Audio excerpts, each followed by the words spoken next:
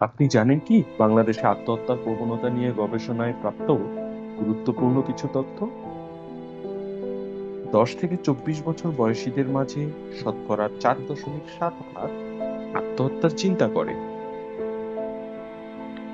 শতকরা 1.5 ভাগ আত্মহত্যার পরিকল্পনা করে অথবা একবার চেষ্টা করে। পরিবারের সদস্যদের মাঝে শতকরা 49.1 ভাগের আত্মহত্যা প্রবণ আচরণের ইতিহাস আছে।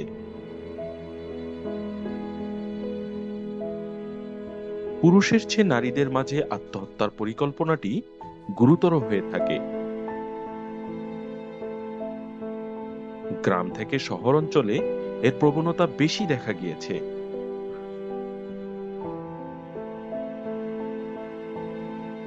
জাতীয় মানসিক স্বাস্থ্য হাসপাতাল, শেরেবাংলা নগর, ঢাকা থেকে 2018 সালে সারা দেশে 10 থেকে 24 বছর বয়সীদের মাঝে গবেষণাটি করা হয়।